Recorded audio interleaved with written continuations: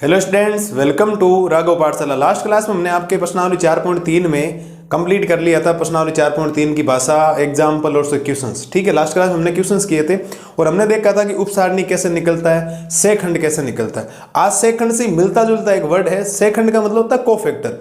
आज हम एक वर्ड पढ़ेंगे सेखंडज, एडजॉइंट जिसको बोला जाता है, और एक हम पढ़ेंगे अवयव का व्यतिक्रम। दो शानदार से वर्ड हैं प्रश्नावली 4.4, बहुत ज़्यादा इंपॉर्टेंट होती है एग्जाम के नज़रिए से। अगर हम बात करें तो आपको कुछ चीज़ों के बारे में ध्यान रखना है जो आपके आगे बहुत ज़्यादा काम आएगी। हम कंप्लीट डिस्कशन करेंगे इसके अंदर क्या क्या आपको चीज़ें पढ़नी है, क्या आपको नहीं पढ़नी। आज हमारी जो मेन जो हेडिंग रहने वाली है ना, वो रहने वाली है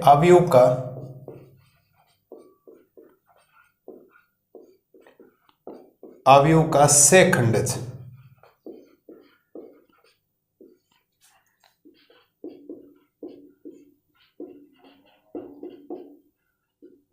तथा व्यतिक्रम, यानी कि एडजॉइंट एंड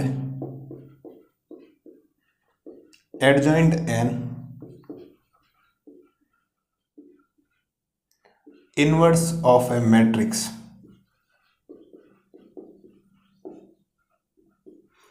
ये हमें आज की क्लास में करना डिस्कशन कंप्लीट।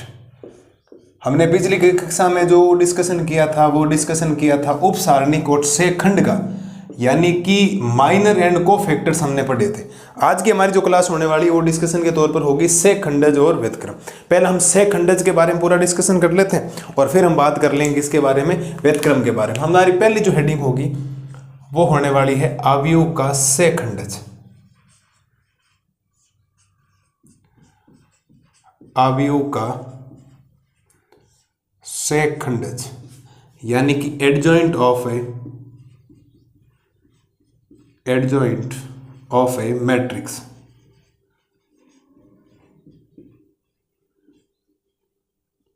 आप थोड़ा गौर करना, मैंने नाम अवयव लिखा, मैंने सारणिक नाम नहीं लिखा ना। थोड़ा सा आप इस वर्ड के ऊपर रहना कि आप कहीं कंफ्यूज ना हो जाए ना। मैं अभी तक जितनी बातें कर रहा था सारणिक की कर रहा था अभी 4.3। अब मैं थोड़ा सा वापस अवयव के अंदर आया हूं। मैं तीसरा चैप्टर थोड़ा रिमाइंड में जा रहा हूं ना, तो आप समझना क्या करना है। सेखंडज होता क्या पहले आप समझ लो। सेखंडज का मतलब आप एक कोई एग्जांपल ले लें। आपके पास सपोज देर कोई ए अवयव है और ए अवयव है 2/2 का, A11, A12, A21 और A22।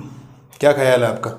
ये तो अवयव मान सकता हूँ, जनरल टर्म आपको पता होनी चाहिए। 2/2, 3/3 हमने खूब सारे अवयव के अंदर पढ़े हैं, सारणी के अंदर भी पढ़ रहे हैं। ठीक है, एक बात बताओ, मैं अगर बात करूं आपके लिए कि मैं अगर इसमें AIJ निकालूं आपके लिए,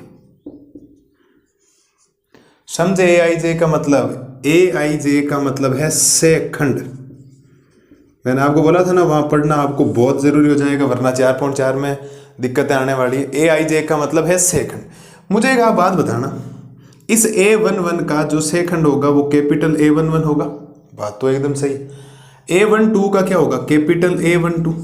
A21 का क्या होगा? Capital A21। और A22 का क्या होगा? Capital A22।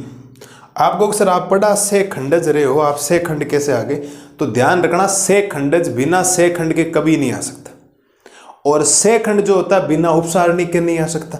सूत्र वगैरह याद है ना या भूल गए? जैसे AIJ होता है, जैसे वो अभी मैंने उपसारणी बोला MIJ, इसका फॉर्मूला क्या होता है? -1 की घात I + J और MIJ। सही बात कह रहा हूँ? बिल्कुल सही, ये फॉर्मूला पढ़ा था। अब आपको परिवर्त अवयव के बारे में पता होना चाहिए। हमने अवयव का परिवर्त पढ़ा था। क्या पढ़ा था? परिवर्त क्या कहता था कि जो ये कोई पंक्ति है ना, ये पंक्ति, इस पंक्ति के अवयवों को स्तंभ बना दो, पंक्ति क्या बना दो? स्तंभ बना दो। तो अगर मैं इसमें ऐसा काम कर दूं, इसको ऐसे लिख दूं, ये जो पंक्ति है इसको स्तंभ के तौर पर लिखूं तो A11, फिर इसको ऐसे लिखूंगा A12, फिर यहाँ लिखेंगे A21 और फिर हो जाएगा A22। समझते जाना मैंने क्या किया, इस पंक्ति को, इस R1 को मैंने C1 में बदल दिया, इस R2 को मैंने C2 में बदल दिया, और जैसे ही मैंने C2 में बदला तो ये मेरे पास जो वैल्यू आई है इसको ही मैं बोलूंगा सेखंडज। कितना सिंपल है बोलो? अरे बात पल्ले पड़ी या नहीं पड़ी? आपको कहने का मतलब ये होना चाहिए कि आपके पास जो भी अवयव आएगा उस अवयव का पहले आप निकालेंगे सेखंड। क्या निकालेंगे, सेखंड। अगर आपने उस सेखंड का क्या कर दिया, परिवर्त कर दिया, सेखंड का क्या कर दिया, परिवर्त कर दिया, और परिवर्त करने से जो अवयव प्राप्त होगा वो आपका कहलाएगा क्या, सेखंडज। बात पल्ले पड़ी या नहीं पड़ी आपको? मेरे को नहीं लगता इस बात से कोई परिवर्त आपने पढ़ा है या नहीं पढ़ा? परिवर्त हमने पढ़ा है। कौन सा परिवर्त आपको सर कैसे याद नहीं आ रहा? ए डैश याद करो, प्रश्नावली 3.3 अवयव याद है ना आपको? अवयव का परिवर्त हमने पढ़ा था। पंक्तियों को स्तंभों के रूप में लिखना या स्तंभों को पंक्तियों के रूप में लिखना किसी अवयव का क्या कहलाता है, परिवर्त अवयव कहलाता है। ये हमने खूब सारा डिस्कशन बढ़िया तरीके से, खूब सारे सवाल कर रखे थे, इस बात को ध्यान रखना। तो आपने क्या पढ़ा, एक कोई 2x2 का अवयव है, उसके जो अवयव होते हैं वो हमेशा ही aij की फॉर्म में होते हैं। बिल्कुल सही है। अगर aij की फॉर्म में होते हैं तो यहाँ हो जाएगा a11 a12 a21 a22, 3x3 का भी ले सकते हैं, कोई दिक्कत नहीं, मैं सारी चीजें आपको समझा दूंगा। ठीक है सर। तो फिर उसका पहले आपको निकालना पड़ेगा aij मतलब सेखंड। किसी भी अवयव का जो सेखंड होता है उसको लिखने का तरीका होता है aij, कैपिटल aij ना, स्मॉल aij तो अवयव हो गया, कैपिटल aij। तो इसका हो जाएगा a11, इसका हो जाएगा कैपिटल a12, a21 का हो जाएगा कैपिटल a21 और a22 का हो जाएगा कैपिटल a22। ठीक है सर, यहां तक कोई दिक्कत नहीं। अब अगर मैं इसका परिवर्त निकालूं, इस aij का क्या निकालूं, परिवर्त निकालूं, तो परिवर्त ये आएगा, क्योंकि जो पंक्ति है वो क्या बन गई, देखो स्तंभ बन गई, और ये पंक्ति क्या बन गई, दूसरा स्तंभ बन गई। अगर मैं पंक्तियों को स्तंभों के रूप में लिख दूं तो ये मेरे पास जो वैल्यू बनी वही मेरा सेखंडज बना। और सेखंडज को अगर लिखने का तरीका सोचेंगे तो आपको शॉर्टकट में से लिखना पड़ेगा एडजॉइंट ऑफ ए, या इसको शॉर्टकट में ADJ लिखा जाएगा। आपको सर ये कैसे? अब थोड़ा 3 वर्ड सोचें शुरुआत के, मैं गौर करवा रहा हूं आपको। देखो ये देखो ध्यान से, ADJ तो एडजॉइंट ऑफ ए मतलब किसी भी अवयव ए का सेखंडज यानी एडजॉइंट ऑफ ए। इसका मतलब आप कहेंगे सर अगर हमें एडजॉइंट निकालना है मतलब सेखंडज निकालना, मैं भी इस हेडिंग पे नहीं आ रहा हूं, व्युत्क्रम के ऊपर आप भूल जाए इनवर्स क्या होता है, एक बार आप केवल सेखंडज के ऊपर डिपेंड रहें कि सेखंडज एक्चुअल में होता क्या। सेखंडज का मतलब आप साहब ये समझें कि सेखंडज के लिए पहले आपको क्या निकालना पड़ेगा, सेखंड निकालना पड़ेगा। चाहे अवयव 2x2 का है, चाहे अवयव 3x3 का। 2x2 के लिए तो आपके पास शानदार ट्रिक आएगी, मैं अभी दोनों का ही बताऊंगा। हम 2x2 अवयव का सेखंडज पढ़ेंगे और 3x3 का भी पढ़ेंगे, आप टेंशन ना ले, मैं सारी बातें आपको बता दूंगा। 2x2 के लिए तो आपके पास ट्रिक है, एनसीईआरटी ने बोला आप इस तरीके से कर ले, सीधा आप ज़्यादा सेखंड नहीं निकालेंगे तो भी काम हो जाएगा आपके, उससे भी हम करेंगे। ठीक है सर। 3x3 के लिए आपको सेखंड का पूरा प्रोसेस करना पड़ेगा। तो आप कहेंगे सर क्या सेखंड के लिए मुझे हर बार निकालना पड़ेगा क्या उप सारणी? तो वो कोई जरूर नहीं, हम सीधा फॉर्मूले के बेस पर कर सकते हैं, आई की घात वो सीधा उसमें निकल जाएगा। उप सारणी इसमें कहीं जरूरत नहीं पड़ेगी, इसमें जरूरत पड़ेगी आपको सेखंड की। बिना सेखंड के कभी सेखंडज नहीं आ जाएगा। कोफैक्टर्स के बिना कभी भी आपका एडजॉइंट नहीं आएगा, इस बात को ध्यान रखना। अगर आपको चाहे 3x3 चाहे 2x2 वर्ग अवयव होना चाहिए, पहली बात सेखंडज और व्युत्क्रम के लिए वर्ग अवयव होना बहुत जरूरी है सेखंडज के लिए, इस बात को ध्यान रखना। एडजॉइंट के लिए कोई भी अवयव जो होगा वर्ग अवयव, या तो 2x2 या 3x3। अगर कोई भी अवयव है उसका हम सेखंड निकालेंगे। सेखंड किसी का aij द्वारा दर्शाया जाता है, इस बात आपको पता है। उसका अगर आपने परिवर्त कर दिया, सेखंड निकालने के बाद परिवर्त कर दिया, परिवर्त अवयव का मतलब होता है पंक्तियों को स्तंभों के रूप में लिखना, परस्पर विनिमय करने पर प्राप्त होता है वो अवयव का परिवर्त कहलाता है। ये हमने 3.3 प्रश्नावली में पढ़ा था।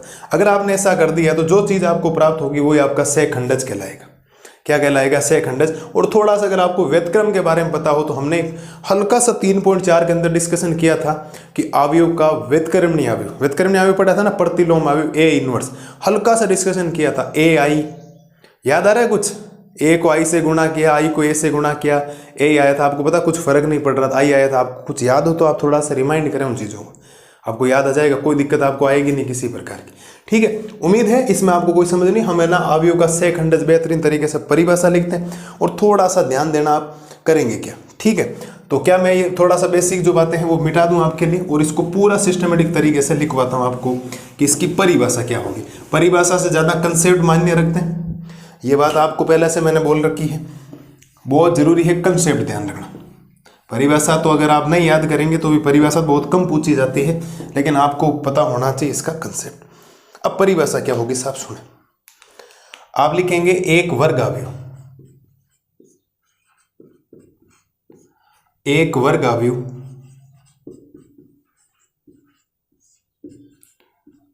ए बराबर ए आई जे का शेखंडज। समझते जाना सर, एक वर्ग अवयव ए बराबर ए आई जे का शेखंडज। शेखंडज थोड़ा ध्यान देना ना, परिभाषा को थोड़ा सा सिंपल सा बनाते हैं। शेखंडज अवयव ए आई जे को, ए आई जे का परिवर्त होता है। आप कहीं से परिभाषा थोड़ी समझ में नहीं है, समझे। कोई एक वर्ग अवयव होगा ए आई जे, अवयव होंगे उसमें या तो 2/2 या 3/3, उसका अवयव निकलेगा ए आई जे। ये कैपिटल ए आई जे का मतलब क्या है? शेखंड। भाई इसका मतलब क्या है? इसका मतलब सीधा डायरेक्ट सा मतलब है, इसका मतलब है शेखंड। इसका डायरेक्ट मतलब है शेखंड। तो एक वर्ग अवयव ए बराबर ए आई जे का शेखंडज अवयव ए आई जे का परिवर्त होता है। अभी हमने पढ़ा ना परिवर्त क्या होता है। परिवर्त की जब आप शेखंड निकाल लेंगे तो उसका जो परिवर्त होगा वही आपका कहलाएगा। मैं पूरी बात लिख रहा हूं, टेंशन नहीं ले। दूसरी, अवयव के शेखंडज को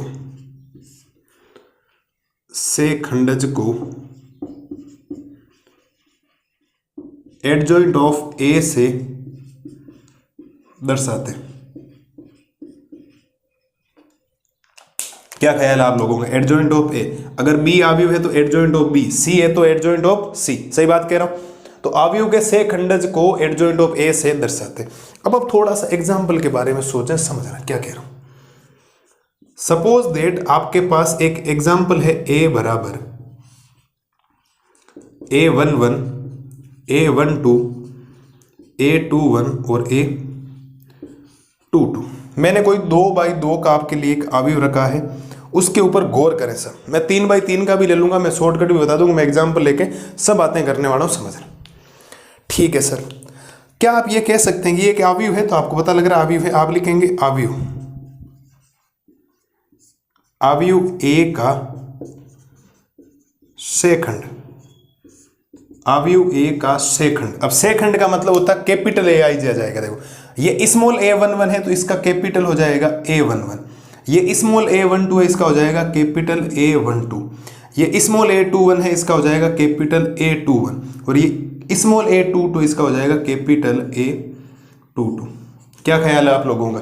सही है क्या? हमने इस अवयव ए का क्या निकाला? शेखंड निकाला। भाई क्या निकाला? शेखंड निकाला। तो A11 का कैपिटल A11 हो जाएगा, A12 का कैपिटल A12 हो जाएगा, A21 का कैपिटल A21 हो जाएगा और A22 का हो जाएगा कैपिटल A22। ठीक है सर। इसके बाद क्या आप लिखेंगे? अगर आपने ये कर दिया, अब आपको निकालना है अवयव ए के शेखंड का परिवर्त। बात के ऊपर गौर करने वाली बात है, आप थोड़ा सा ध्यान दें। मैं कहां से कहां चीज पहुंचा रहा हूं आपके लिए।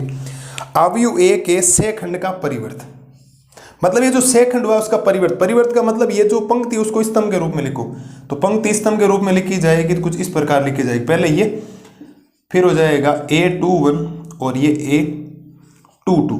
अगर आपने किसी अवयव का पहले शेखंड निकाला, शेखंड का परिवर्त निकाला और ये जो चीज आपको मिली है, this is adjoint of A, this is adjoint of A माने तो किसी भी अवयव ए का ये क्या कहलाएगा? शेखंडज कहलाएगा।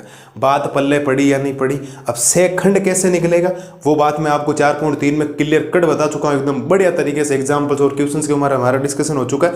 शेखंडज कैसे निकलेगा? शेखंडज 2/2 चाहे 3/3 सेम ही काम है। 2/2 या 3/3 के लिए आपको क्या करना है? पहले उसका निकालना शेखंड। तो शेखंड कैपिटल में लिखा जाता है। A11 का शेखंड होता है कैपिटल A11, A12 का होता है कैपिटल A12। ये सारी बातें आपको बताएं। और अगर आपने जो शेखंड अवयव निकाला है और उसका परिवर्त कर दिया, शेखंड का, मैं इसके परिवर्त की बात नहीं कर रहा हूं, मेरे शेखंड आने के बाद मुझे क्या करना है? परिवर्त करना है। अवयव का शेखंड, शेखंड का परिवर्त, अवयव का परिवर्त का तो अवयव का परिवर्त कहलाएगा।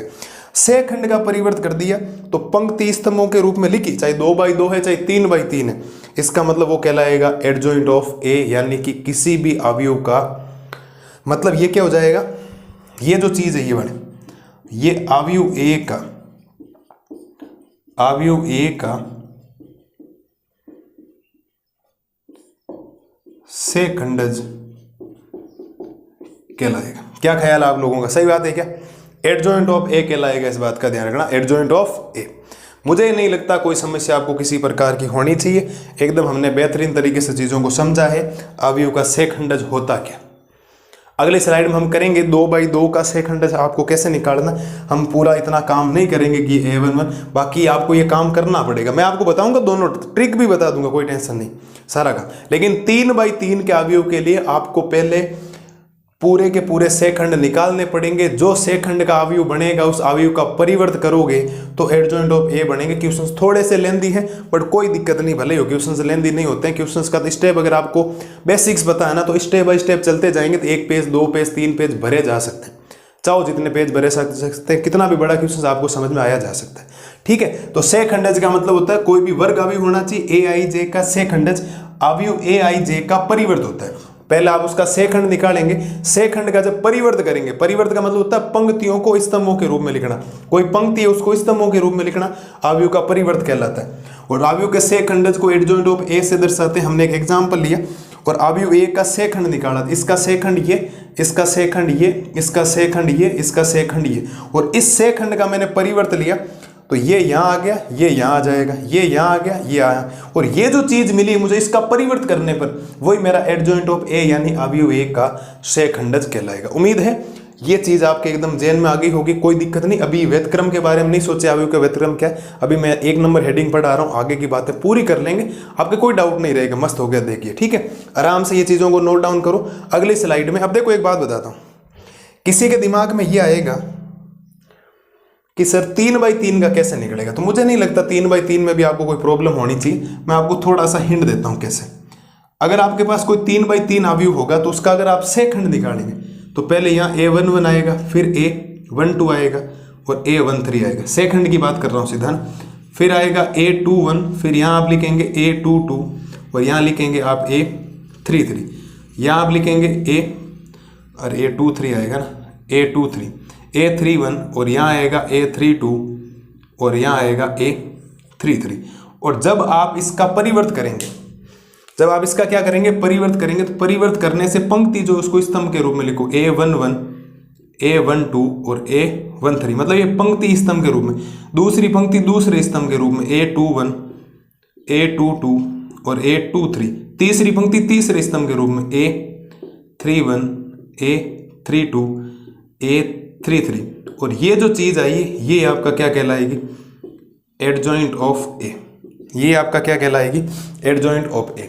तो मुझे नहीं लगता 3/3 में भी कोई दिक्कत। अरे सेम काम है, चाहे 2/2 चाहे 3/3, उसका पहले से खंड निकलेगा, से खंड निकलने के बाद, से खंड का मतलब AIJ बराबर -1 की घात I + J, एडजॉइंट MIJ, उप सारणी को -1 से गुणा करवाना या 1 से गुणा करवाना ही क्या कहलाता है, से खंड कहलाता है। और जो से खंड आया उस से खंड का परिवर्त निकाल दिया। क्या निकाल दिया, परिवर्त। परिवर्त का मतलब पंक्तियों को स्तंभों के रूप में लिखना, पंक्तियों को स्तंभों के रूप में लिखना। अवयव ये होते हैं इस प्रकार के, किसी भी अवयव के अवयवों को स्मॉल AIJ से लिखा जाता है, उसके से खंड को कैपिटल AIJ से लिखा जाता है। और अगर से खंड का आपने व्यतक्रम कर दिया, व्यतक्रम मतलब आपने अगर उसका परिवर्त कर दिया, उनको ऐसे लिखा उसको ऐसे लिख दिया, और वो जो चीज बनेगी वही आपका अवयव ए का से खंडज कहलाएगा। ये है सारा कंसेप्ट। उम्मीद है कोई दिक्कत आपको नहीं रही होगी किसी प्रकार की। अगली स्लाइड में मैं करवाता हूँ 2/2। 2/2 में क्या होता है, एक ट्रिक है, आपको ना इतना काम A1 निकालने की जरूरत नहीं, शॉर्टकट में काम हो जाएगा हल्का फुल्का चेंजेस करने से।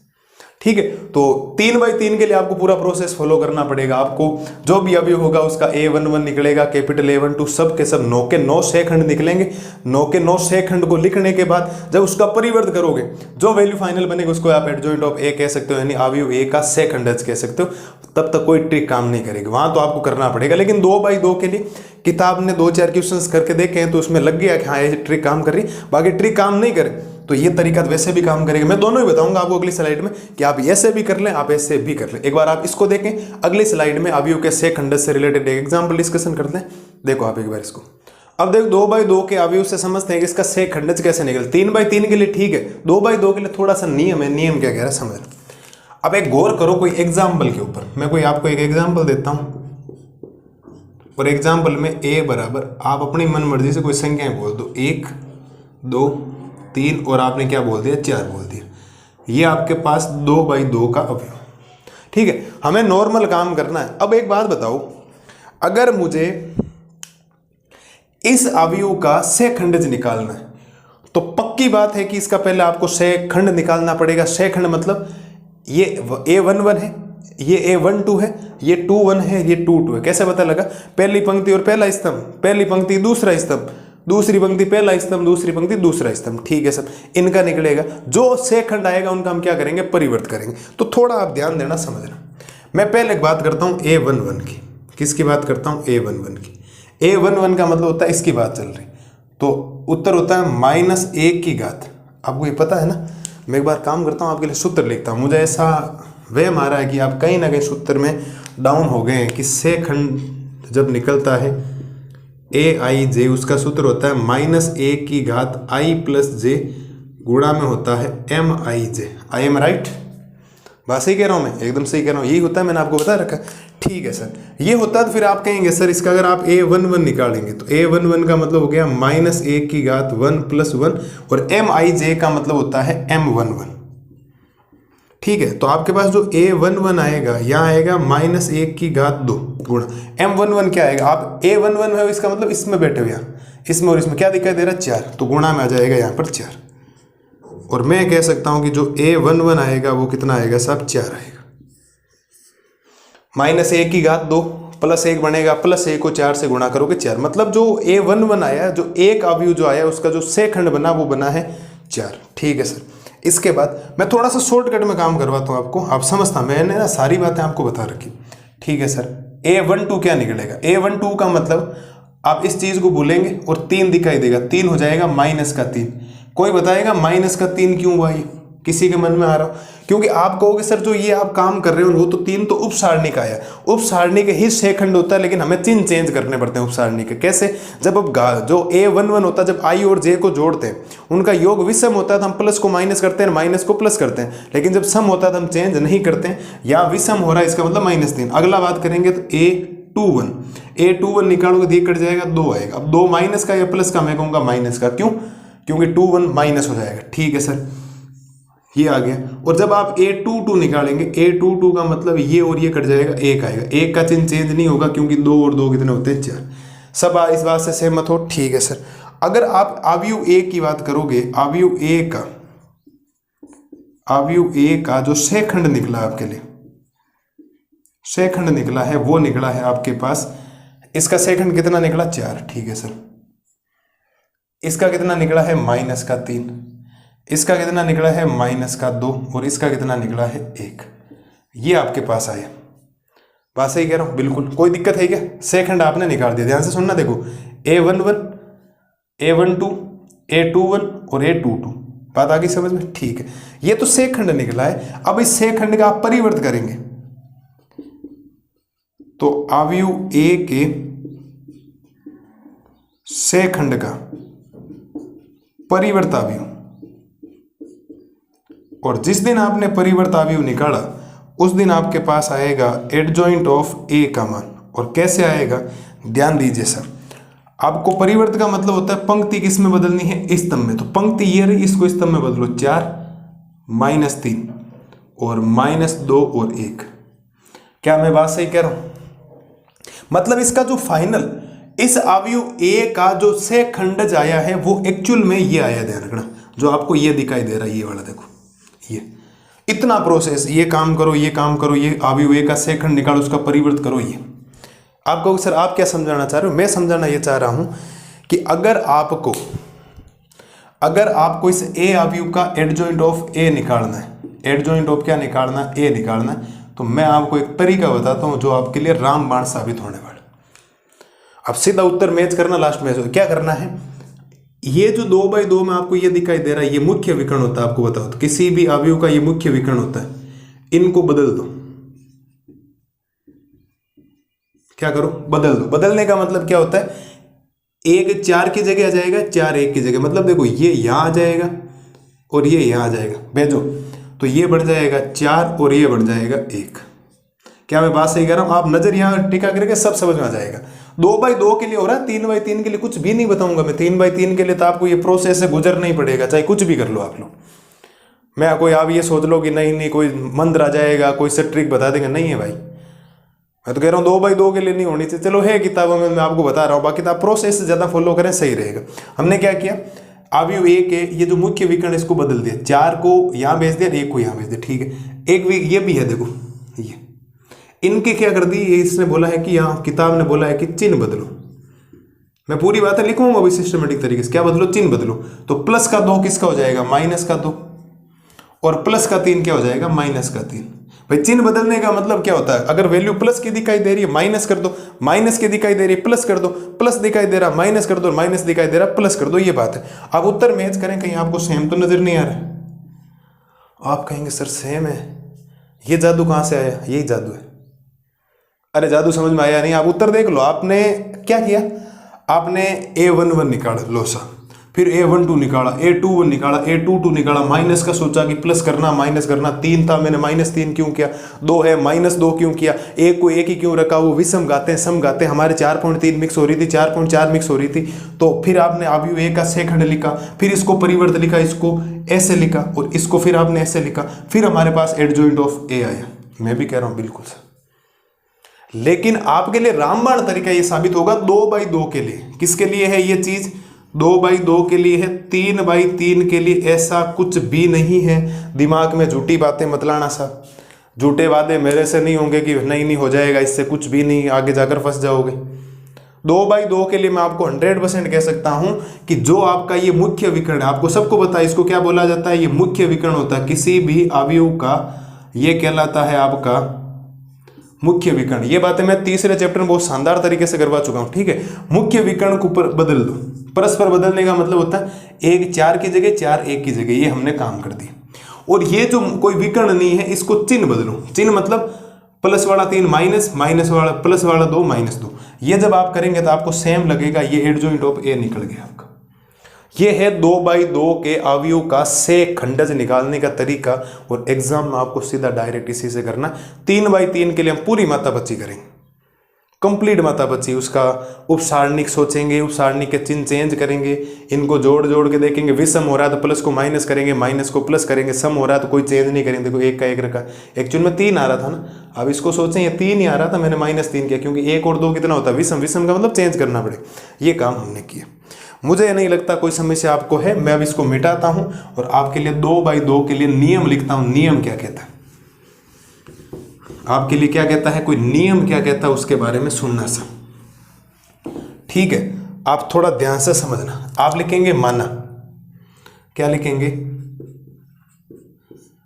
माना अवयव ए बराबर, माना अवयव ए बराबर। मैं वापस रिपीट कर रहा हूं बेटा, ये 2/2 के लिए है, 3/3 के लिए मत सोचना, कुछ भी ऐसा मत सोच लेना गलत कि नहीं नहीं सर हमें आप करवा दोगे, हमें पूरा विश्वास है ना, फिर मैं झूठा साबित हो जाऊंगा, फिर मेरी थोड़ी सी इज्जत आपकी नज़रों में कम हो जाएगी। तो पहले से ही माफी चाहता हूं कि ऐसा कुछ भी नहीं है। 3/3 के लिए, 2/2 के लिए माता बच्ची है, किताब में दे रखा, आपको बता दिया गया, ठीक है सर। ये है इसका। अगर आपको निकालना है एडजॉइंट, क्या करना है? एडजॉइंट निकालना। आप लिखेंगे अतः, सीधा सिंपल सा काम बता रहा हूं। अतः अवयव ए का सेखंडज, अवयव ए का सेखंडज बराबर एडजॉइंट ऑफ ए। सही बात है, बिल्कुल सर, ये हुआ। और अवयव भी तो वापिस 2/2 का ही आएगा, सही बात है। अब करना क्या, ये बात समझे, बहुत महत्वपूर्ण बात है। कोई भी 2/2 का अवयव दे रखा तो आपको पहले उसका सेखंड निकालने की जरूरत नहीं है। कोई आपको MIJ नहीं सोचना, उपसारणिक नहीं सोचना, घातें प्लस करनी है नहीं करनी है, माइनस कब होगा प्लस कब होगा, कुछ भी ऐसा नहीं सोचना। अगर आपको 2/2 का अवयव दे रखा है और उसका परिवर्तन नहीं निकालना, कुछ भी नहीं करना, सीधा सीधा सेखंडज कैसे निकलेगा उस बात को ध्यान रखना। आप थोड़ा सा इस चीज के बारे में सोचना पड़ेगा आपको। ये जो आपको चीज दिखाई दे रही, एक तो ये, ठीक है, और एक आपको दिखाई दे रहा है ये वाला। 2 चीजें आपको दिखाई दे रही है जिसके बारे में आपको जानकारी होनी चाहिए। इस चीज के लिए आपको है कि परस्पर बदलिए,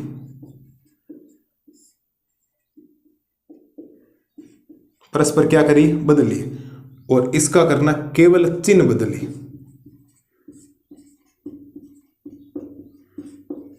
आई एम राइट, एकदम बात सही कह रहा हूं। क्या ख्याल आप लोगों का, क्या बोला था, ये जो मुख्य विकर्ण है इसको परस्पर बदलना है, परस्पर बदलिए। परस्पर बदलने का मतलब ये एक दूसरे की जगह लेंगे, एक दूसरे की जगह मतलब हो गया ये चीज यहां, ये चीज यहां, तो A11 नीचे आ जाएगा यहां A11 और A22 चला जाएगा ऊपर।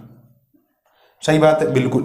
इन दोनों को बदल दे, इनके चिन्ह बदलने है जैसे ही रहने दो, जो चीज है उसको चेंज करो ही मत। A12 और ये हो जाएगा A21, चिन्ह चेंज करने का मतलब ये माइनस और ये माइनस। क्या ख्याल है आप लोगों का, मैं बात एकदम सही कह रहा हूं क्या, क्या बात समझ में आई आपको, एकदम आपको आ जानी चाहिए कि 2/2 के अवयव में आपको अगर सेखंडज निकालना पूछे तो आप कभी उसका उपसारणिक नहीं निकाले, आप कभी उसका सेखंड नहीं निकाले, सेखंड निकालने में उसका परिवर्त करने की आपको जरूरत नहीं, आप सीधा एक स्टेप में काम कर सकते हैं, बात खत्म।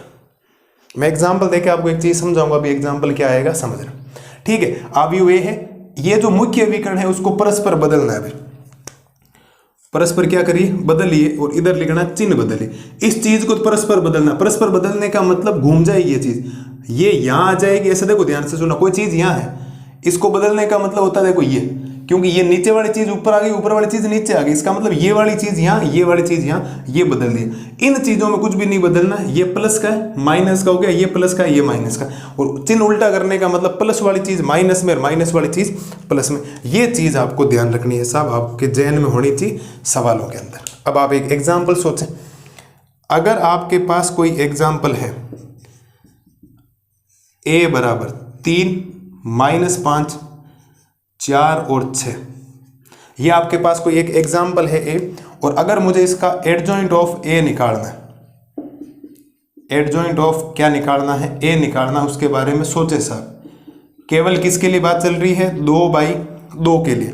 किसके लिए बात चल रही है, 2/2 के लिए। क्या बताया कि सर ये जो चीज आपको नजर आ रही है ये वाली, इसको तो बदलना है परस्पर, परस्पर बदलिए। परस्पर बदलने का मतलब 3 6 की जगह जाएगा, 6 3 की जगह, तो ये आएगा 6 और ये आएगा 3, और ये जो चीज आपको नजर आ रही है ये वाली, इसके आपको बदलना है चिन्ह।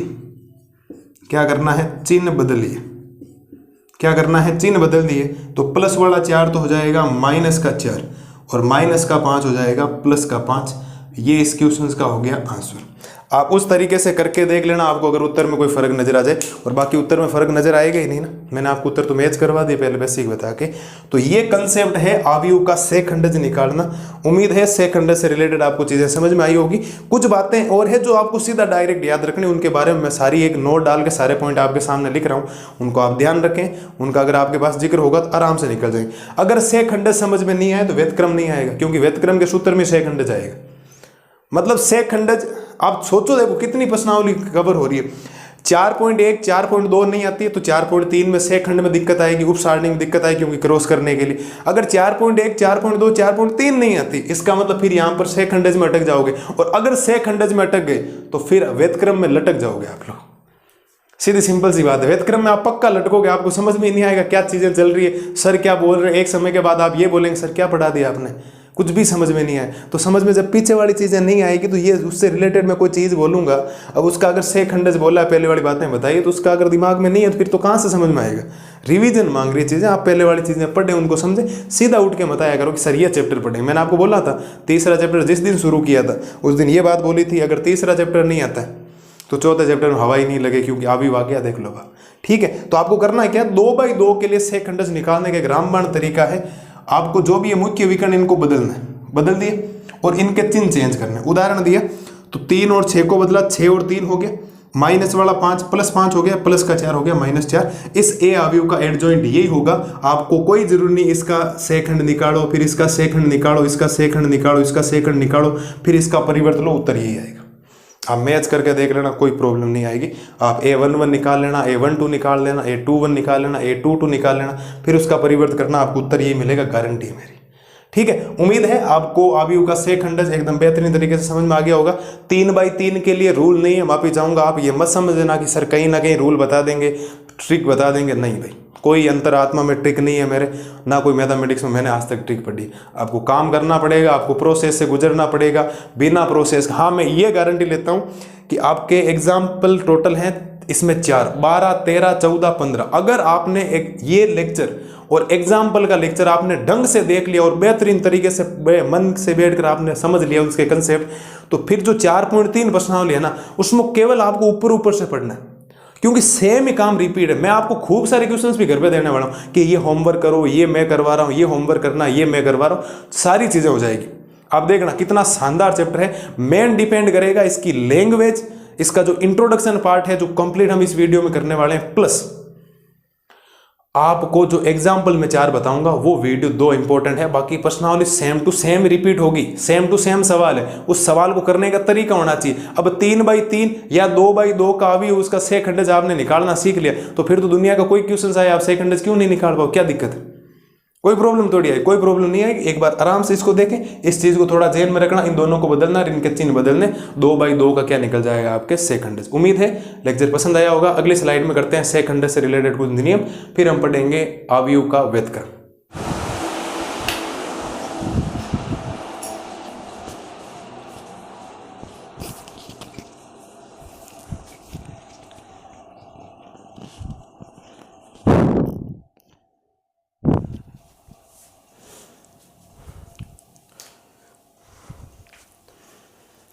अब देखो कुछ पॉइंट्स और आपके ना डिस्कशन करते हैं जो आपको ध्यान रखना है। इन जो पॉइंट्स का जो यूज है ना वो क्वेश्चंस में आएगा। जब मैं क्वेश्चंस करवाऊंगा ना, मैं बोलूंगा देखो मैंने कोई पॉइंट पढ़ाया था। पहला पॉइंट क्या कह रहा है, ध्यान से सुनना। यदि ए कोई n कोटि का अवयव है, n कोटि का अवयव मतलब कितनी कोटि, 2x2 या 3x3 का है, तो अगर आपने उसका एडजॉइंट ऑफ ए निकाला फिर उसको ए से गुणा करवाए, मतलब ए को उसके एडजॉइंट ऑफ ए से गुणा करवाए या एडजॉइंट ऑफ ए को ए से गुणा करवाया, तो वो सारणी के मान और आई के बराबर आएगा। आई मतलब तत्समक अवयव है ना। हाँ बिल्कुल टेंशन मत लेना, ये जो आई है ना वो आपका है तत्समक अवयव, और तत्समक अवयव कितनी का, n कोटि का। n कोटि का क्या है, तत्समक अवयव है। ये मैं सवालों में आपको बताऊंगा, मैंने एक उदाहरण है अपने उसमें सिद्ध करना, जो मैं आपको बात बता दूं, टेंशन नहीं लेना। दूसरा क्या बोला, दूसरा बोला ये सारणी क्या, देखो a को b से गुणा करो फिर उसके सारणी का मान निकालो, या पहले एक सारणी का मान निकाल दो फिर b सारणी का निकाल दो फिर आपस में गुणा कर दो, उत्तर में कोई फर्क नहीं आएगा। जहां शर्त यह है कि a और b समान कोटि के वर्ग अवयव होने चाहिए, कोटि समान होनी चाहिए। ऐसे नहीं a कुछ और है b कुछ और है तो भी आप गुणा करो। कहने का मतलब यह है कि a को b से गुणा करो, पहले ab निकालो, ab के सारणी का मान निकालो r1 से प्रसार करके, जो मान वो देगा, या पहले सारणी a का मान निकालो फिर सारणी b का निकालो फिर गुणा कर दो, उत्तर एकदम दोनों के आएंगे बराबर। और तीसरा पॉइंट तो आपके सामने लिखा है, वेरी वेरी इंपॉर्टेंट, इस साल बोर्ड में 1 नंबर का MCQ इससे आने के पूरे चांसेस है। क्या कह रहा है, यदि n कोटि का एक वर्ग अवयव a हो, तो n कोटि का एक वर्ग अवयव a हो तो उसके एडजॉइंट ऑफ a के जो सारणी का मान होगा वो a के सारणी की n-1 की घात के बराबर होगा। आपको सर ये कैसे समझ रहे हैं, सपोज दैट कोई a अवयव है आपके पास aij और उसकी कोटि है 3 गुणा 3, तो उसका जो एडजॉइंट ऑफ a आएगा, एडजॉइंट ऑफ a आएगा, उसका जो एडजॉइंट ऑफ a की सारणी का मान आएगा वो मैं सीधा सीधा कह सकता हूं ऐसा आएगा। मतलब आप इतना नहीं करके सीधा सारणी a का मान निकालो, उसका वर्ग कर दो, उत्तर एकदम बराबर आएगा। आपको सर ये कैसे, ये 2 कैसे आया, 2 का मतलब ये हो गया कोटि कितनी है अवयव की, 3 है, तो इसका मतलब मैं कह सकता हूं क्या n का मान 3 है, क्या मैं कह सकता हूं n का मान 3 है, बिल्कुल। और जब 3 आप यहां रखेंगे तो 3 - a कितना बचेगा, 2।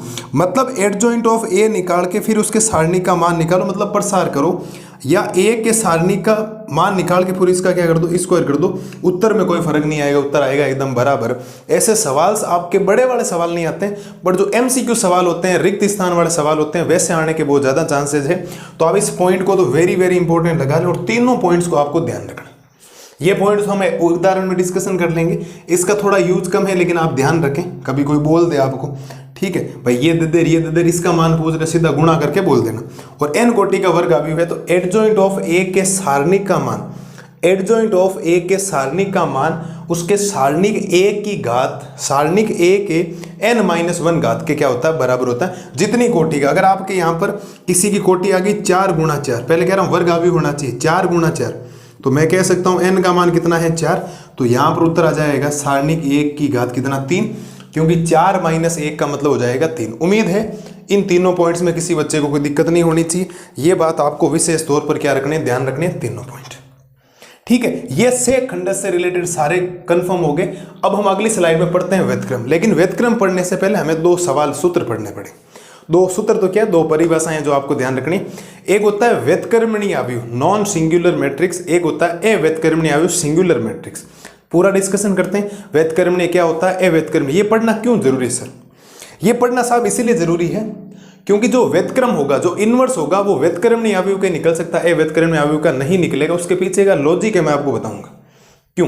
क्योंकि जब हम आव्यूह का व्युत्क्रम पढ़ेंगे, इनवर्स ऑफ ए मैट्रिक्स पढ़ेंगे, तो उसमें जो उसका सूत्र बनेगा ना, उस सूत्र से डिसाइड होगा कि क्यों व्युत्क्रमणीय होना चाहिए, क्यों व्युत्क्रमणीय नहीं होना चाहिए, क्यों वो व्युत्क्रमणीय आव्यूह होना चाहिए। अगर आपको किसी आव्यूह का व्युत्क्रम निकालना है, व्युत्क्रम निकालने के लिए पहली शर्त है कि जो आव्यूह होगा वो व्युत्क्रमणीय आव्यूह होना चाहिए, अव्युत्क्रमणीय आव्यूह नहीं होना चाहिए। अगर वो व्युत्क्रमणीय आव्यूह है तो उसका इनवर्स निकलेगा, वरना इनवर्स नहीं निकलेगा।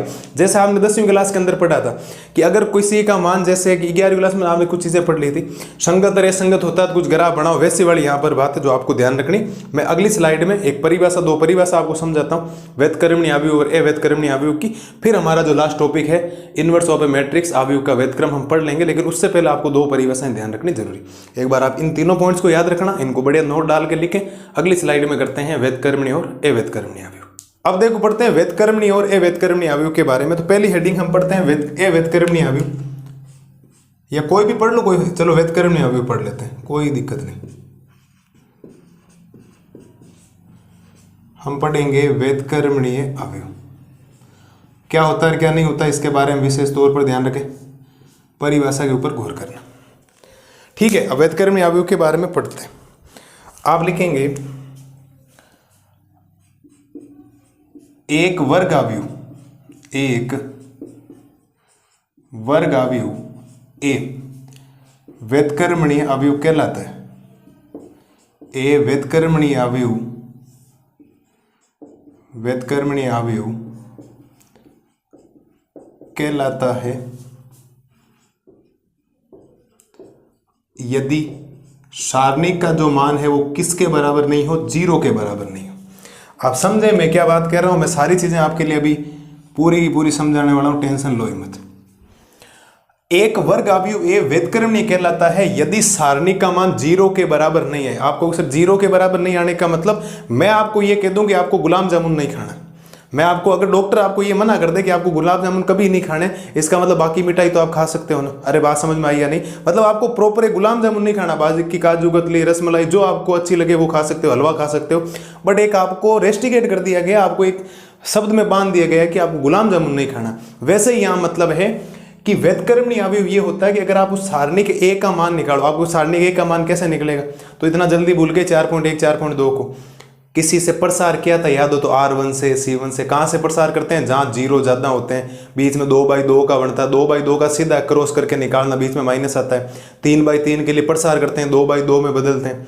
बात आ रही है नहीं आ रही? प्लस माइनस के चिन्ह, ऐसा थोड़ा सा रिमाइंडर रखो, काम आएगी चीज़ें अभी। ठीक है, अगर 0 नहीं आ रहा, इसका मतलब प्लस की कुछ भी वैल्यू आ सकती है, माइनस की कुछ भी वैल्यू आ सकती है। मतलब कहने का मतलब है 0 नहीं आना चाहिए, किसी भी हालत में 0 नहीं आना चाहिए। आप एक उदाहरण के माध्यम से समझ लो, उदाहरण के माध्यम से a बराबर एक कोई a आव्यूह ले लो आप, जिसके अंदर अवयव है 1 2 3 और 4। सही बात है, मेरे हिसाब से कोई दिक्कत आपको नहीं होनी चाहिए। ठीक है, अगर मैं इसके अंदर इसमें सारणिक a का मान निकालूं तो पहले ये सारणिक में बदलेगा 1 2 3 और 4। क्या ख्याल है? सही बात है, बिल्कुल सर। और जब सारणिक a का जब मान आप निकालेंगे तो आएगा कैसे? 2/2 के सारणी का मान निकालने का आपके पास एक निंजा टेक्निक है। आप कहेंगे सर कौन सी? अरे इतना जल्दी भूल गए क्या? क्या तरीका है? ये इससे गुणा होता है और ये इससे गुणा होता है, और जब ये गुणा होंगे तो 4 को 1 से गुणा करोगे 4 आएगा, और बीच में हमेशा चिन्ह माइनस का होता है, बताया हुआ है। 3 को 2 से गुणा करोगे 6 आएगा, और फाइनल जो रिजल्ट बनेगा वो बनेगा -2। इसका मतलब क्या -2 नॉट इक्वल टू 0 है क्या?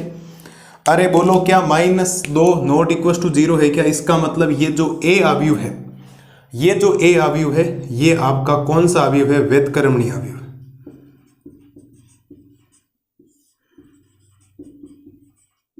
ए को आप कौन सा अवयव बोलेंगे साहब? व्युत्क्रमणीय अवयव। क्यों?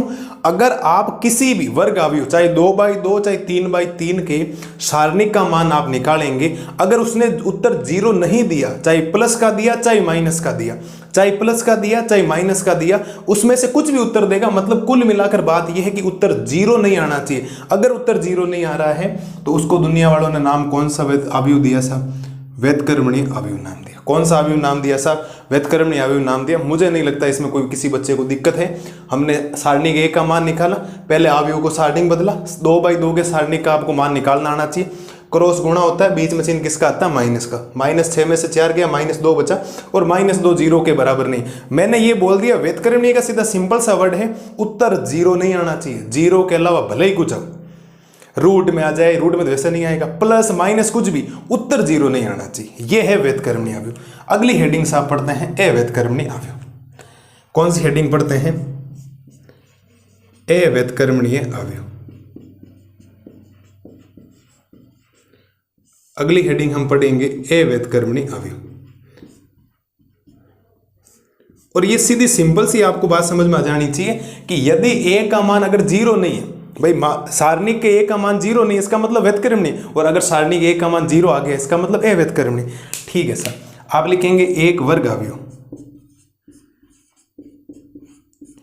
एक वर्ग अवयव ए अव्युत्क्रमणीय कहलाता है।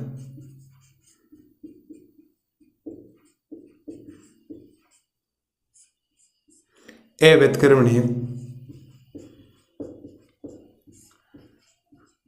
कहलाता है यदि सारणिक ए का मान किसके बराबर आ जाए साहब? 0 के बराबर आ जाए। सारणिक ए का मान किसके बराबर आ जाए? 0 के। अब मैं अगर आपको कहता हूं कि आपको गुलाब जामुन ही खाने, इसका मतलब गुलाब जामुन ही खाने, बाकी आप कुछ नहीं खा सकते हो। और मैं अगर बोलूं गुलाब जामुन नहीं खाने, इसका मतलब बाकी आप कुछ भी खा सकते हो गुलाब जामुन को छोड़कर। तो मेरे कहने का मतलब यह है, अगर बोला जाए कि सारणिक ए का मान 0 नहीं आना चाहिए, इसका मतलब 0 को छोड़कर बाकी कुछ भी आ सकता है, चाहे प्लस का चाहे माइनस का, वो हो जाएगा व्युत्क्रमणीय अवयव। अगर मापांक ऑफ ए मतलब सारणिक ए का मान, कोई भी सारणिक का मान आपके पास 0 आता है, इसका मतलब 0 के अलावा कुछ भी नहीं आना चाहिए, वो होता है आपका अव्युत्क्रमणीय अवयव।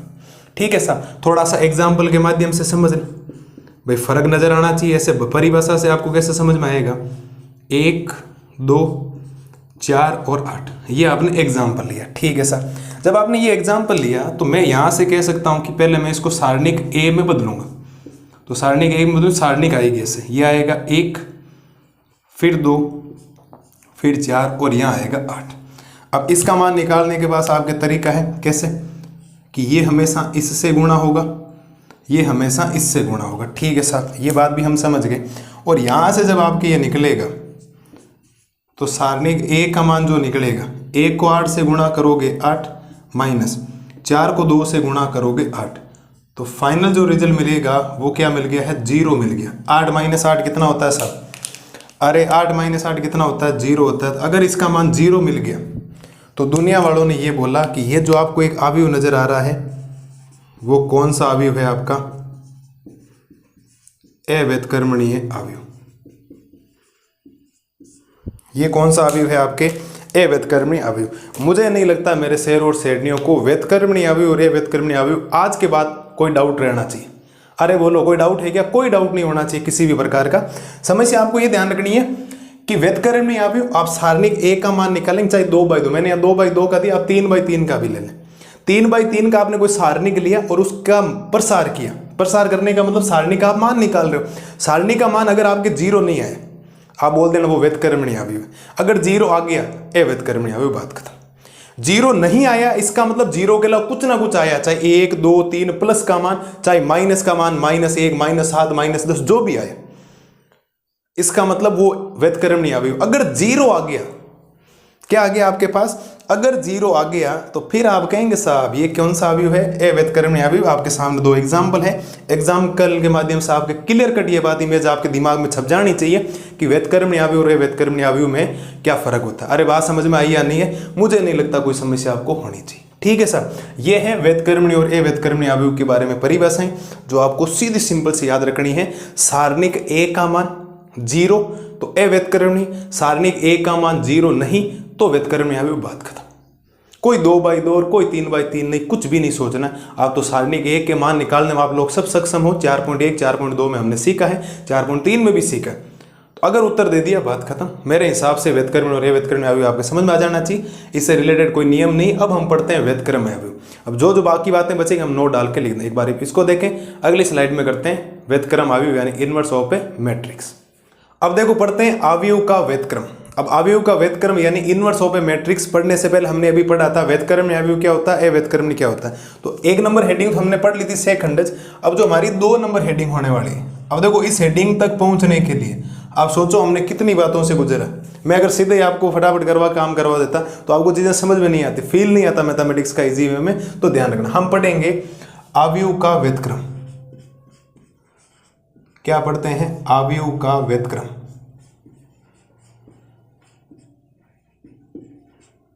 थोड़ा समझना, और इसको बोला जाता है inverse of A matrix. Inverse of A matrix, अवयव का व्युत्क्रम, इनवर्स ऑफ ए मैट्रिक्स। इसके बारे में थोड़ी चीजें मैं आपको बता चुका हूं, कुछ याद हो तो मैं आपको ये बताता हूं कि इजी वे में आपको बातें बताता हूं होगी क्या। बातें ये है कि कोई भी जो अवयव होता है उसका व्युत्क्रम का मतलब होता है उसका उल्टा, ए इनवर्स। तो आप लिखेंगे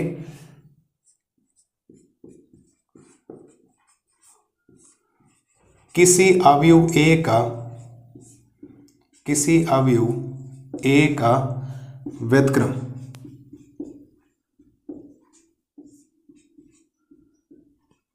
ए इनवर्स होता है। क्या होता है सर? ए इनवर्स होता है। मैं ज़्यादा इसके ऊपर बात नहीं करूंगा, मैंने कुछ बातें आपको जो बता रखी, इसका शायद डायरेक्ट सूत्र याद रखते हैं जो आपको ध्यान रखना। अगर आपको कभी भी इन सवालों में हमें ए इनवर्स निकालने की जरूरत पड़ी तो उसका सूत्र हम लिखेंगे 1 बटा सारणिक 1 गुणा में हम लिखेंगे एडजॉइंट ऑफ ए। ये सूत्र आपको किसी भी कंडीशन में साहब याद होना चाहिए। किसी भी कंडीशन में ये सूत्र आपको क्या होना चाहिए? याद होना चाहिए। कोई बहानेबाजी नहीं चलेगी, सर मुझे याद नहीं है, मैं क्यों नहीं कर सकता। इस बात को विशेष तौर पर आप ध्यान रखना। किसी भी कंडीशन में आपको याद फाइनल याद होना चाहिए कि ए इनवर्स बराबर 1 बटा सारणिक 1 का मान गुणा में ऊपर एडजॉइंट ऑफ ए। मैंने आपको बताया था ना, मैंने व्युत्क्रमणीय और अव्युत्क्रमणीय क्यों पढ़ाया।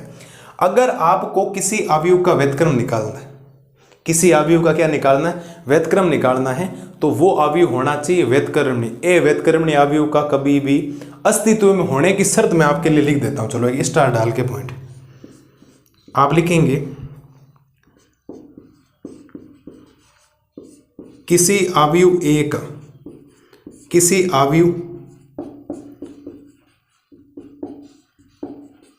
अवयव के व्युत्क्रम का अस्तित्व होगा, व्युत्क्रम का अस्तित्व होगा यदि वह व्युत्क्रमणीय हो, यदि वे व्युत्क्रमणीय हो। अर्थात आपको ये बात ध्यान रखनी है कि अगर आपने इसका मान निकाला और वो कभी भी 0 के बराबर नहीं आना चाहिए। अब मैं आपको रीजन देता हूं क्यों। किसी अवयव के व्युत्क्रम का अस्तित्व होगा यदि वे व्युत्क्रमणीय हो। क्यों? अगर आपके पास इसका मान 0 ही आ गया तो आप सोचें 1/0, और दुनिया में मैथमेटिक्स में 1/0 का मतलब होता है अपरिभाषित। तो ए इनवर्स कहां से निकलेगा? अगर आपने उसको व्युत्क्रमणीय अवयव लिया तो कुछ ना कुछ मान देगा, फिर आप एडजॉइंट ऑफ ए से गुणा करवाओगे। एडजॉइंट ऑफ ए मतलब किसी अवयव का सहखंडज आप निकालेंगे, निकालने में सक्षम है। मैंने आपको सारी बातें बता रही कि ठीक है सर। तो आपको ध्यान रखना है ये अगर आपके व्युत्क्रमणीय अवयव है तो ही आप उसका अस्तित्व होगा, वरना अस्तित्व नहीं होगा, क्योंकि सवाल में स्पष्ट बोलेगा जिनका अस्तित्व है उनका ही आप व्युत्क्रम निकालो, वरना व्युत्क्रम आपके नहीं निकलेगा। इस बात को विशेष तौर पर ध्यान रखना। तो ए इनवर्स, किसी अवयव ए का व्युत्क्रम ए इनवर्स होता है, ये बात आपको ध्यान रखनी। बाकी मैं चीजें कुछ जो चीजें हैं आपको बता चुका हूं। कौन सी चीजें? इस व्युत्क्रम के लिए मैंने आपको एक चीज बताई थी तीसरे चैप्टर में, आप ए बी और बी ए को गुणा करेंगे तो हमेशा किसके बराबर आएगा? आई के लिए। क्या ये बात आपको मैंने नहीं बताई तीसरे चैप्टर में? कुछ बातें और है जो मैं भी और लिखूंगा नोट डाल के, पॉइंट जो मैंने बता रखा। जैसे मैंने ए बी का इनवर्स बराबर बी इनवर्स ए इनवर्स लिखा था, वहां लिखा था, यहाँ सिद्ध करके बताऊंगा किसी सवाल में। देखो ऐसा भी होता है, जो बात लिखी है कभी गलत नहीं होती, उसका आपके पास प्रूफ है कि आपने क्यों लिखा इसको। ठीक है, तो क्या करना है, किसी भी अवयव ए का जो व्युत्क्रम होगा उसको लिखने का तरीका होता है ए इनवर्स। बात पकड़ मारी? ठीक है। और ए इनवर्स बराबर होता है 1 सारणिक ए का मान गुणा में ऊपर होता है एडजॉइंट ऑफ ए। शर्त यह है कि ये जो मापांक ऑफ ए है, ये जो ए अवयव है, किसी अवयव के व्युत्क्रम का अस्तित्व होगा यदि वे व्युत्क्रमणीय हो। कोई भी अवयव अगर आपको उसका व्युत्क्रम इनवर्स निकालना है तो उसकी शर्त है वो व्युत्क्रम होना चाहिए। इसका मतलब उसके सारणी का मान कभी 0 नहीं होना चाहिए। क्यों नहीं होना चाहिए? अगर उसके सारणी का मान 0 हुआ तो 1/0 अनंत बनाएगा या अपरिभाषित बनाएगा, सवाल को खत्म कर देगा, आपको खतरे में डाल देगा, सवाल को खतरे में डाल देगा। हम सवाल को खतरे में नहीं डालेंगे। हमारे पास अगर उसका उत्तर 0 आ गया, सारणी के ए का मान, हम लिख देंगे इसके व्युत्क्रम का अस्तित्व नहीं है। अगर 0 नहीं आया, बाकी 0 के अलावा कुछ भी आया तो हम लिखेंगे इसका अस्तित्व है, और अगर अस्तित्व है तो इसको थोड़ा सा आगे बढ़ाएंगे, उसका एडजॉइंट ऑफ ए निकालेंगे, फिर गुणा भाग करेंगे, ए इनवर्स आएगा। ये सारी राम कहानी जो मैं आपके सामने बोल रहा हूं, जितनी कहानी है वो सारे के सारे उदाहरण और सवालों में आपके एकदम क्लियर कट इमेज आ जाएगी आपके सामने कि ओ ये चीज हमने वहां पढ़ी थी, इसका यूज यहाँ ऐसे हो रहा है। ठीक है, ज्यादा लैंग्वेज आप थोड़ी सी उसको 2-3 बार रिवाइज कर लें, दिमाग में पॉइंट्स याद रखना। जब मैं वहां कुछ बोलूं तो आपको समझ में आए कि हाँ सर ने कुछ ऐसा बोला था, अब हमारे रिवीजन में आ रहा है। हाँ ठीक है, बात आगे समझ में। तो अवयव का व्युत्क्रम इनवर्स ऑफ ए मैट्रिक्स का मतलब है किसी भी अवयव के व्युत्क्रम का मतलब होता है उसके ऊपर इनवर्स लगाना। तो अवयव ए का व्युत्क्रम हो जाएगा ए इनवर्स। सूत्र होता है ए इनवर्स बराबर 1 सारणिक ए का मान गुणा में एडजॉइंट ऑफ ए। ठीक है सर, किसी अवयव के व्युत्क्रम का अस्तित्व होगा, ये इनवर्स निकलेगा कब? जब वो व्युत्क्रमणीय अवयव हो। व्युत्क्रमणीय अवयव कभी हमने पढ़ा कि जिसके सारणी का मान कभी 0 नहीं आए। क्यों? अगर 0 आ गया तो अपरिभाषित बना देगा। 1/0 मतलब अपरिभाषित। उम्मीद है आपको ये सारी चीजें मैंने जो बोली है एकदम क्लियर कट इमेज आपके दिमाग में आ गई होगी। इसके अलावा कोई ज्यादा सूत्र है नहीं। अगली स्लाइड में कुछ 2-3 नोट में पॉइंट है जो मैं आपके लिए लिखता हूं। बाकी मैं लगभग आपके लिए बातें लिख चुका हूं। कौन सी सर?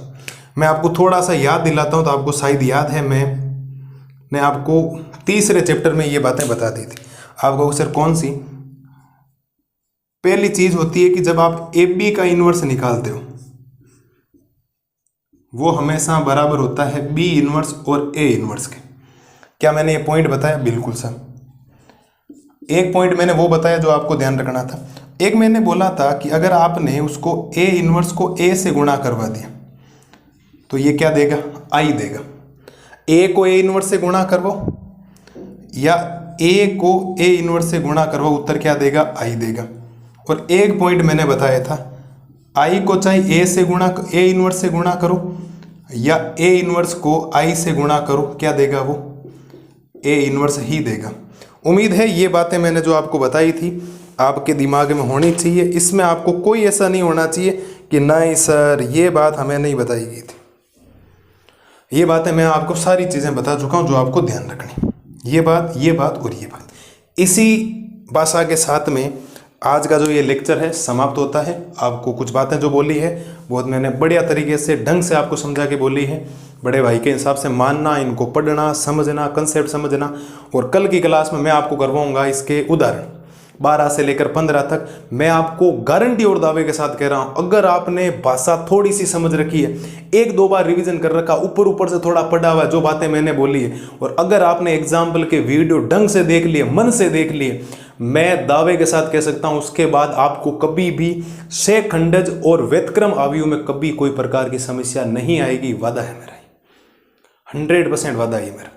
मैं जो बात कहता हूँ वो करके दिखाता हूँ, आप उसमें अगर मन लगाकर समझेंगे कि सर ये कह रहे हैं, हाँ चीज़ ये यहाँ कनेक्ट हो रही, सीधा सीधा क्लियर कट इमेज बन जानी चाहिए कि आपकी हाँ ये हमने ऐसा पढ़ा। सब खेल लैंग्वेज का है, मैंने कोई भी ऐसी बात नहीं लिखी, आपको कुछ बिना समझाए लिखी, एक उसका पॉइंट दिया, उसका रीजन दिया, फिर आपके सामने लिखा है। उम्मीद है आपको अवयव का सेखंडज और व्यतक्रम, इनवर्स ऑफ है या आप adjoint and inverse of A matrix आपके एकदम क्लियर कर समझ में आ गया होगा। हमने सेखंडज पढ़ा, बेहतरीन तरीके से एग्जाम्पल वगैरह देखे, पूरा प्रोसेस निचोड़ निकाल के हमने लास्ट में पॉइंट्स लिखे उसका। फिर हमने पहले अवयव का व्यतक्रम पढ़ने से पहले 2 परिभाषाएं पढ़नी जरूर। क्यों मैं यहाँ बोलता व्यतक्रमणी, तो आप पहले कहते व्यतक्रमणी क्या होता है साहब, ये बताओ पहले तो, है ना। मैं बोलता कि इसका अस्तित्व होता है यदि वे व्यतक्रमणी हो, तो आपके तो सीधा क्लियर कट दिमाग में जाता है सर कहाँ पढ़ा व्यतक्रमणी, हमने तो कभी सुना ही नहीं। पहले ये बताओ व्यतक्रमणी और ये व्यतक्रमणी होता क्या है, ये क्या आ गया, ये कब पढ़ा है। तो पहले इसीलिए इससे पहले मैंने व्यतक्रमणी और ये व्यतक्रमणी अवयव पढ़ा है। अगर सारणिक का मान 0 नहीं है तो व्यतक्रमणी है, अगर 0 है ए व्यतक्रमणी। और अगर आपको ए इनवर्स निकालना, तो ए इनवर्स बराबर होता है 1 सारणिक ए का मान गुणा में ऊपर एडजॉइंट ऑफ ए होता है। और कभी भी इसका मान 0 नहीं होना चाहिए, क्योंकि अगर ये 0 हो गया तो 1/0 अपरिभाषित बना देगा। इसका मतलब अगर ये 0 नहीं है, इसका मतलब इसका मान 0 नहीं है, तो व्यतक्रमणी अवयव होना चाहिए। किसी अवयव के व्यतक्रम का अस्तित्व होगा, अस्तित्व में होने की शर्त है वे व्यतक्रमणी हो, अर्थात सारणिक ए का मान कभी 0 के बराबर नहीं है। कुछ पॉइंट्स हैं जो आपको सीधा डायरेक्ट ध्यान रखना है, आपको याद होने चाहिए, मैं सवालों के अंदर काम में लेने वाला हूँ, आप इन बातों को ध्यान रखें। मैं कल की क्लास में आपके लिए लेके आता हूँ कुछ बातें और जो हम बेहतरीन तरीके से डिस्कशन करेंगे। एग्जाम्पल है, कोई बात, भाषा तो वैसे भी खत्म होगी, आप इस भाषा को पूरा पढ़ें, मस्त रहिए, स्वस्थ रहिए, ज़्यादा कोई हेडेक लेने की जरूरत नहीं। Thank you.